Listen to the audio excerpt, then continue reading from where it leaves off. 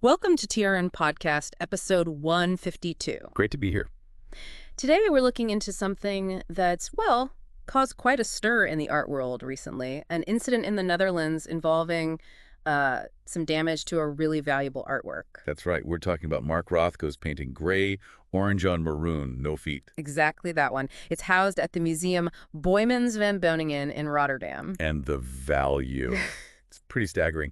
Estimates are putting it somewhere between 40 and 50 million euros. Wow. Yeah, that's an immense figure. Really highlights the painting's significance. It certainly does. And how the damage actually happened is, well, unusual, to say the least. It raises some questions. Apparently, a child scratched the painting during an unguarded moment. Is that right? Yes, in the museum's publicly accessible depot, which is quite something. It's hard to believe, isn't it? A depot space meant to give people a glimpse into the collection becomes the scene of, well, this. The initial reports mentioned small scratches. Thankfully, it sounds like it might be superficial damage. Located in the unvarnished paint layer towards the bottom of the painting. That's what's being said. And one source mentioned it's specifically where the canvas is stretched around the frame. Okay. That detail could be quite important when they think about restoration, I imagine. Definitely. It adds another layer of complexity. And we should probably mention the context here, too. The museum's main building is closed for renovations, right? For quite a while. Yeah, until at least 2030. So this painting wasn't in its usual spot. It was part of a special exhibition in the depot. Showcasing the collection's 70 most popular works. Exactly. Which brings up that whole issue of balancing access for the public with protecting these incredibly valuable pieces. It's a real tension. What are your initial thoughts on that, given this incident? It's a critical question. You know, the whole idea of a public depot is fantastic, letting people see art that's usually hidden away. Right. But this incident, well, it tragically highlights the risks involved, even in environments you'd think are controlled. To really grasp the significance of the damage, maybe we should touch on Rothko himself. Good idea. He's such a major figure. Mark Rothko, born in what's now Latvia in 1903. Right. Immigrated to the U.S. as a child, became a citizen in '38, a key player in abstract expressionism. Which is all about expressing emotions, inner states, through non-representational forms, essentially. And he was a pioneer of color field painting, using those large areas of color to evoke feeling. His work is so distinctive, isn't it? Those large canvases, luminous colors, rectangular fields that sort of float or blend softly. They really do seem to float. People often describe the experience of viewing them as almost meditative. They can be deeply emotional. Absolutely. I remember reading about an exhibition, I think it was in the Netherlands in 2021. Oh, yes. Where visitors could spend 10 minutes alone with a Rothko in a darkened room. Apparently some people were moved to tears. Wow. That really speaks to the power of his work. It does.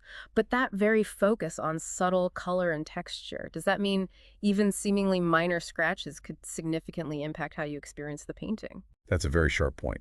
The apparent simplicity is deceptive. Those subtle layers and transitions are everything. So restoring it must be incredibly difficult, especially since they're unvarnished. Exactly. Sophie Maroon from the Fine Art Restoration Company specifically mentioned that modern unvarnished paintings are, quote, particularly susceptible to damage. Makes sense. No protective layer. The paint's just there, exposed. And another expert, Johnny Helm from Plowden and Smith, highlighted the materials Rothko used. It wasn't just straightforward paint. Right. You mentioned that earlier, a complex mix of pigments, resins, adhesives. Precisely. And that complexity, combined with the lack of varnish, makes restoration a real challenge. Could you maybe elaborate just a bit on why that mix is so tricky for restorers? Sure. Well, firstly, without varnish, the different components in the paint might interact or degrade differently over time just from environmental exposure. Secondly, applying any kind of cleaning agent or restoration material directly onto that complex, unsealed surface, well, you risk unpredictable reactions. Getting new materials to adhere properly without altering the original look is incredibly delicate work. Wow. Yeah, you really need a specialist touch there. Absolutely. Extreme caution is needed to preserve as much of the original as possible. So that brings us to the $1 million question, or maybe the 50 million euro question. Who pays for this complex restoration? That's still unclear. There's no definitive answer yet. Has the museum said anything? Or is there a precedent? Well, reportedly in the past, the museum has sometimes held visitors liable for damages or claim through their insurance. Okay. In this case, the identities of the child and their parents are known to the museum. but no further details have been released. So we'll have to wait and see how they resolve it. Right. But the museum itself sounds hopeful. Yes, they stated they're working closely with experts to figure out the best course of action. They expect the painting will be displayed again in the future. That's good news, at least. A relief for art lovers. It is. Though, unfortunately, incidents like this aren't entirely isolated. You might remember a case in Israel a few months back. Oh, vaguely. What was that? A boy broke a 3,500-year-old vessel. Apparently, his father said the boy was just curious about what was inside. Oh, wow. 3,500 years old.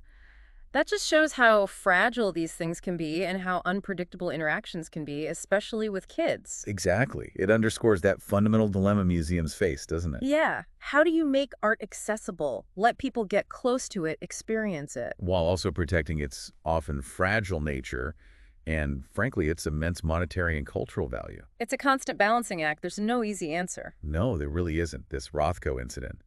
It really makes you think about the delicate nature of art, how vulnerable it can be even in places we think of as safe.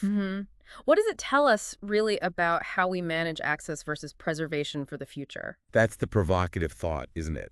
How do we foster appreciation and understanding, that sense of value and fragility, without putting everything behind impenetrable glass, completely removing that connection? A question that museums and maybe all of us who value art will continue to grapple with. Absolutely. It's something to keep thinking about.